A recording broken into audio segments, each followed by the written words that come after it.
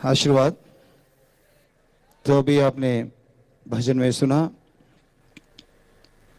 हाँ, विराजिए, सब लोग बैठ जाएं। आके सत्संग में विचार कर ले, मानस जन्म का उद्धार कर ले। प्रभु है तेरा भला करे, मालिक तेरा भला करे।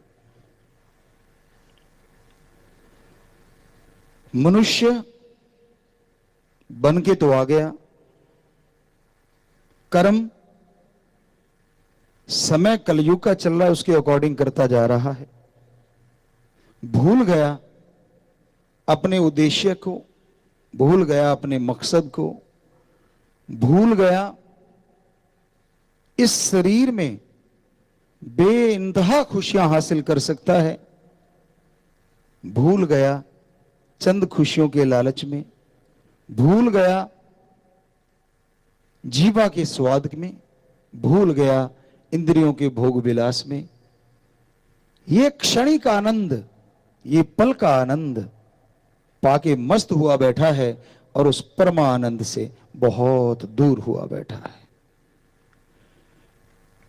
परमानंद उस ओम हरि अल्लाह वाहिगुरु गौड़ खुदा रब की भक्ति इबादत से मिलता है। ऐसा क्या है उसमें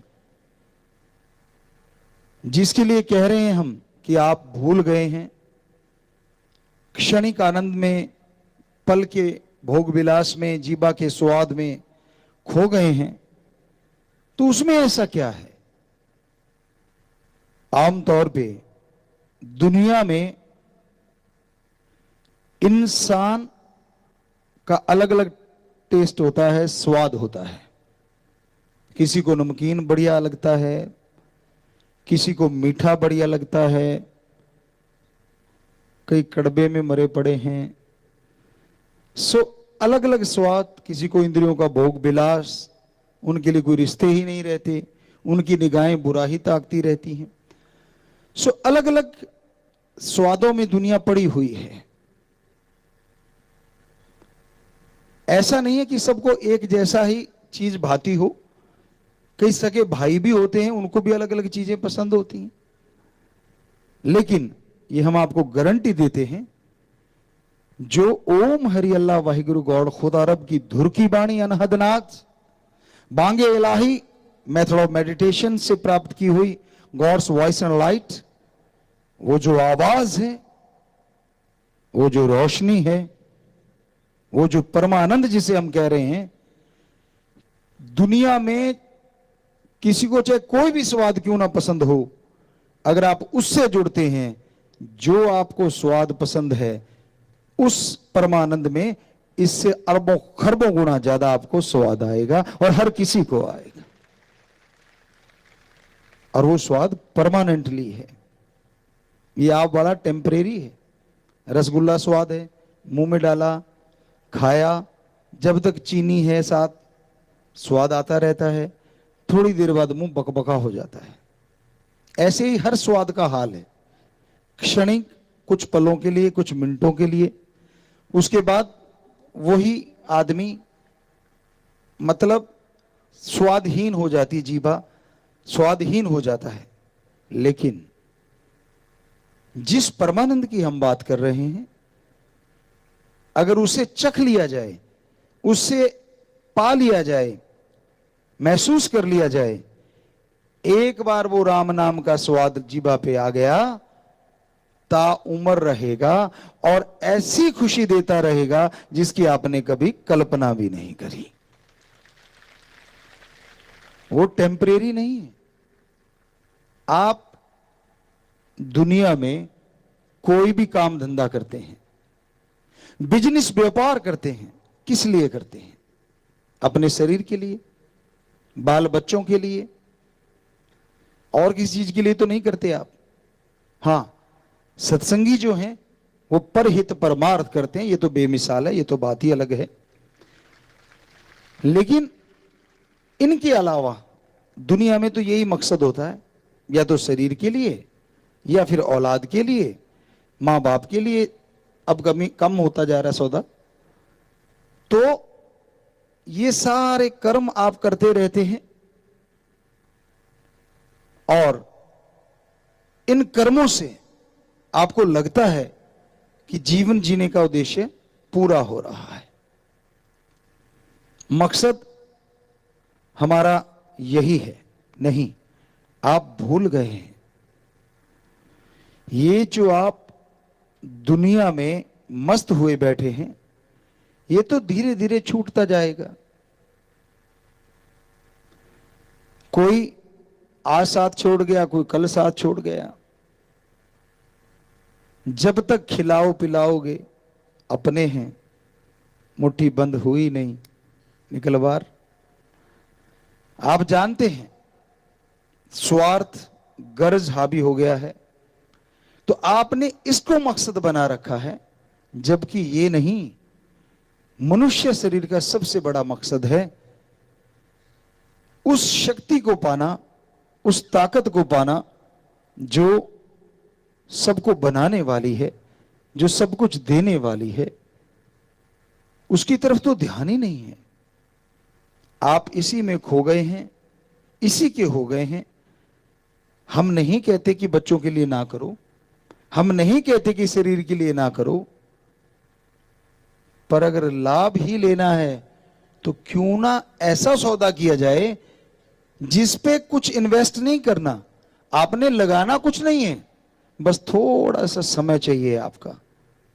और यकीन मानिए, जो भी बिजनेस व्यापार आप लाभ के लिए कर रहे हैं, फायदे के लिए कर रहे हैं, उससे लाखों करोड़ों गुना बढ़ के आपको लाभ मिलना शुरू हो जाएगा। क्योंकि हर बिजनेस, खेती बाड़ी कॉन्फिडेंस से आती है, आत्मबल, विश्वास से ही बात बनती है। अब जमींदार का ले लीजिए, बेचारे का दुकान पे जाएगा, दुकानदार से बात करेगा, वो कहता है जी ये गेहूं ले जाओ, 60 मन निकलेगी, 70 मन निकलेगी, 80 मन निकलेगी। तो क्या सूंघ के, खा के, देख के बता सकते हो कि वो बीज वाकई इतना निकलेगा? नहीं बता सकते, क्योंकि हम ये सारा कर्म करते हैं, करते रहे हैं। लेकिन यकीन करना पड़ता है उस दुकानदार पे कि भाई ठीक है, अगला ये कह रहा है, या सुनी सुनाई बातों पे, क्योंकि लोग बताते हैं कि ये फला नंबर की किस्म इतना मतलब झाड़ देती है, फला नंबर की किस्म इतना झाड़ देती है। यकीन किया, बीज बो दिया। अब ये थोड़ा ना कि उसी टाइम ही जेब में आ जाएगा सारा कुछ। ये तो बेचारा किसान जानता है कितनी मेहनत, कितना कुछ करना पड़ता है। और जब बिल्कुल पक्के तैयार हो जाती है राम जी का, तब पता नहीं कब बेड़ा साफ कर दे, फसलें खराब हो जाती हैं, किसान बर्बाद हो जाता है। पर हम आपको यही तो इसका हल ही तो बता रहे हैं। आप ऐसे बिजनेस व्यापार किया, मंदी आ गई बाजार में, और जो पैसे लगाए थे सारे डूब गए। तो इन सब का सॉल्यूशन आपको बताना चाहते हैं कि आप राम का नाम जपें, ओम हरि अल्लाह वाहिगुरु गौड़ खुदा रब की भक्ति करें। उससे ये जो आप बिजनेस व्यापार खेती बाड़ी करते हैं, इनमें भी फायदा होगा और शरीर का भी बहुत फायदा होगा और आत्मिक सुख मिलेगा। पतझड़ में बहार लगती है, कब लगती है? जब शरीर तंदुरुस्त हो और दिमाग खुश हो। बहार भी पतझड़ लगती है जब दिमाग में टेंशन भरी हो और शरीर बीमारियों से घिरा हो।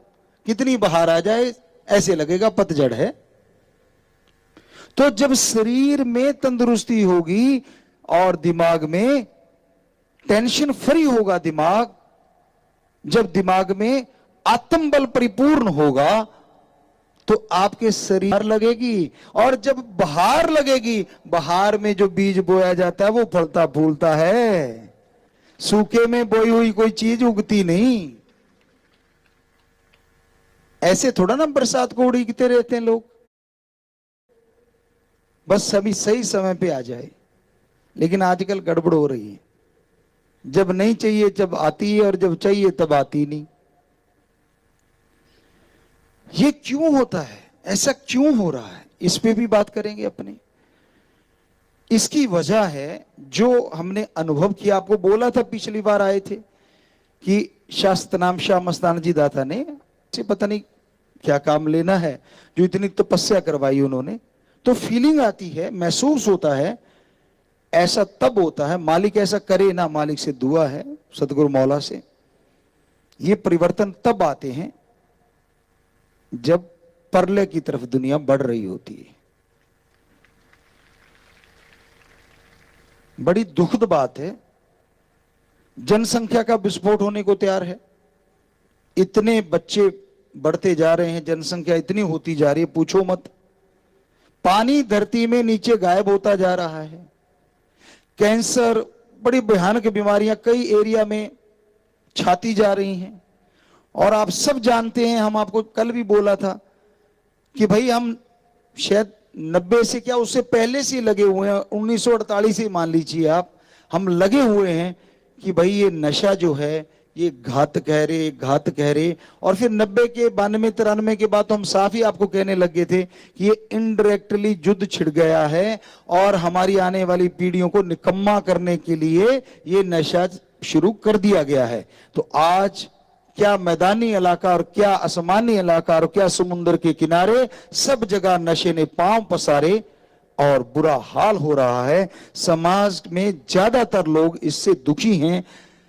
लोग मर रहे हैं नशा कर करके, क्योंकि उसमें केमिकल की मात्रा ज्यादा है, बेइंतहा ज्यादा है। आदत पड़ जाती है बंदे को और फिर वो बर्बाद होता चला जाता है। और ये मरता बड़ा जल्दी है इंसान से। कई कहते नहीं, भगवान ने जो उम्र लिख दी, उम्र नहीं लिखी, उतने श्वास लिखे हैं, लिखे तेरे श्वास गिरास।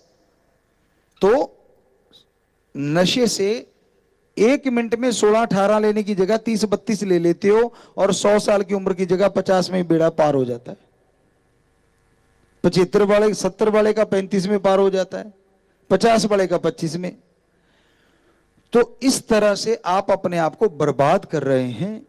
तो ये निशानियां जो आ रही हैं बड़ी डरावनी हैं, बड़ी घातक हैं।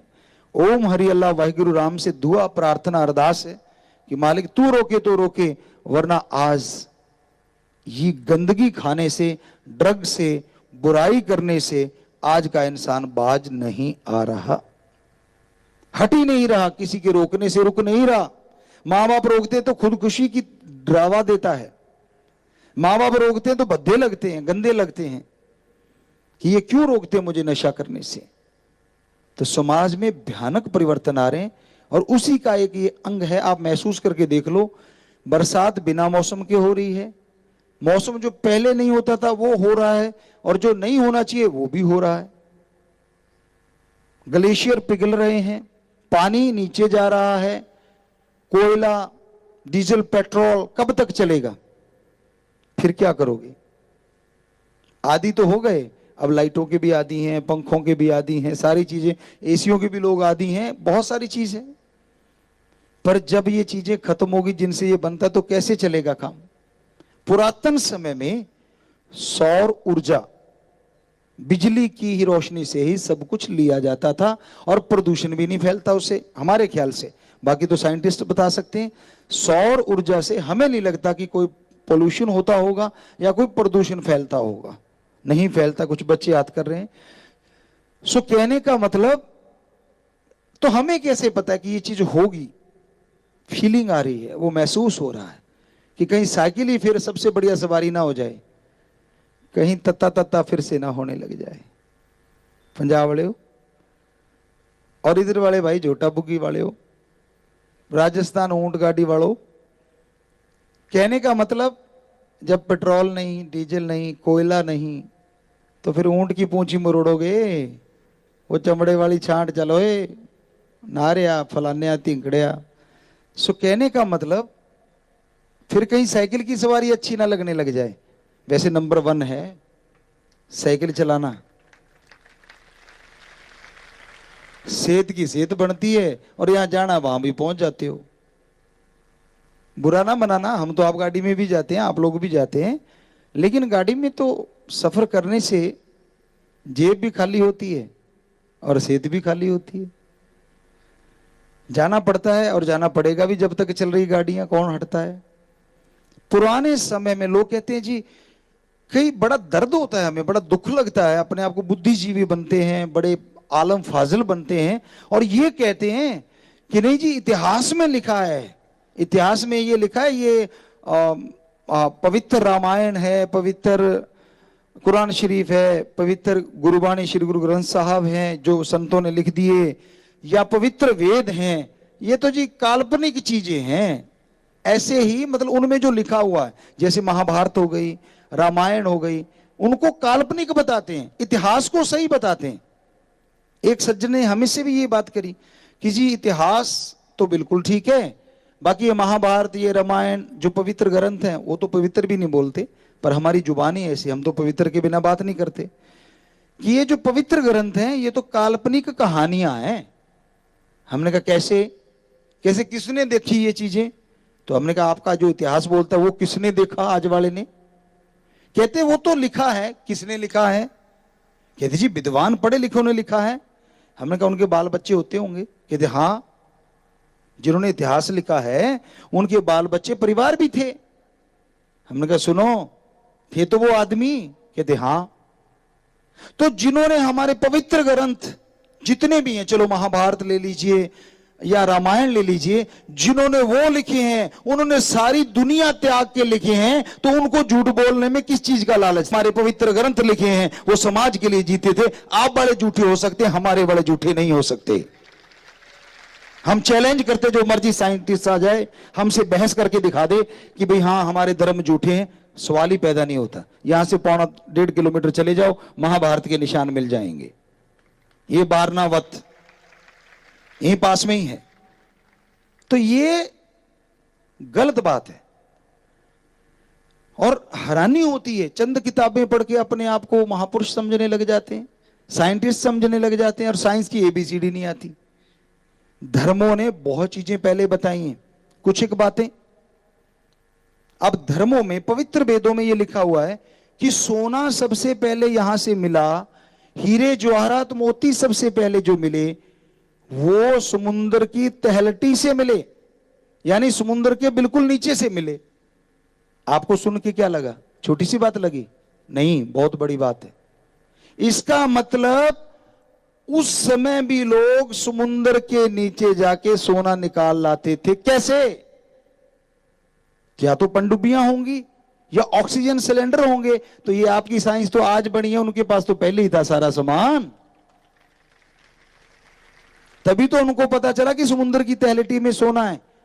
आज देख लीजिए आप, समुद्र से सोना निकालते हैं विदेशों में, वैक्यूम लगा लेते हैं और ऊपर मशीनें लगी होती हैं, वैक्यूम से वो सारा नीचे से समुद्र से निकलता है और वो छनता है, और जो उसका एक प्रोसीजर है। तो उस तरीके से वो गोल्ड लोग प्राप्त कर रहे हैं, सोना निकाल रहे हैं, मोती मिलते हैं, सब कुछ है। तो हमारे पवित्र ग्रंथ जो हैं वो सच्चे थे, सारे धर्मों के सच थे, सच हैं और सच ही रहेंगे। उनमें कुछ भी झूठ नहीं है, पर पढ़ने का नजरिया अलग अलग है। कोई किसी तरीके से पढ़ लेता है, कोई तो इसलिए पढ़ता है कि यार पूरा कर लो अपा, तुम नोट लेके जाने, लेना क्या है। बुरा ना मनाना, सुनने वालों आप भी ना मना लेना भाई, हमारी बात का बुरा जल्दी मना लेते हैं कई बार, क्योंकि कड़वा सच है ना। कई तो बेचारे आते ही इसलिए कि फटाफट पढ़ो यार और पार करो। और कई घर वाले होते हैं जिनके वहां महापुरुषों के पाक पवित्र वचन चल रहे होते हैं, वो कहते हैं हाँ घर में खुल गया, सब कुछ चल रहा है। बहुत सारे धर्मों में चलती है ये चीज, और खुद खा पी रहे होते हैं गलत चीजें, गलत कर्म कर रहे होते। अरे तू बैठ के सुन तो ले, तेरे घर में महापुरुषों के पवित्र वचन चल रहे हैं। कोई नहीं सुनता, बहुत कम लोग होंगे जो पूरा सुनते हैं। घंटा कोई बैठ जाता होगा, कोई 2 घंटे बैठ जाते होंगे। और वो बुरा ना मनाना, हमने अपने आंखों से देखा है, पढ़ने वाले भी तब तक भी बढ़िया पढ़ते हैं, और जैसे उठ के गए नहीं, एक पढ़े 4 उल्टाए, मालिक का नाम न बिरथा जाए। कौन सा कोई देख रहा होता है वहां? ये हमारी आंखों से देखी बात है, सभी धर्मों में देखा हमने ऐसा। 7-7 दिन, 2-2 दिन, 3-3 दिन महापुरुषों के वो पाठ पढ़े जाते हैं, वचन पढ़े जाते हैं। गरुड़ पुराण ले लीजिए आप, बहुत सारे धर्मों की बात कर रहे हैं हम। तो सामने बैठो परिवार वाले, मजा तो तब है 7 दिन, 2 दिन, 3 दिन, 1 दिन, जितने दिन भी महापुरुषों के पवित्र वचन अगर बैठ के सुनोगे इतने दिन तो कपाट खुल जाएंगे और खुशियों से लवरेज हो जाएंगे आप, लेकिन आप तो बैठते ही नहीं। तो फिर क्या दीवारें पवित्र करवा रहे हो क्या? उनको करने से आपको क्या मिलने वाला है? ठीक है, ये सच होता है कि महापुरुषों के पाक पवित्र ग्रंथ जहां पे रखे हैं वो पूजनीय जगह हो जाती है, मानी बात। संत पीर पैगंबरों के यहाँ चरण टिके आदकाल में टिक रहे हैं, वो भी जगह पवित्र हो जाती है, मानी बात। लेकिन आपका हृदय पवित्र, आपकी आत्मा को, दिमाग को आत्मिक शांति तो तभी मिलेगी ना जब उनके वचनों को सुन के अमल करोगे।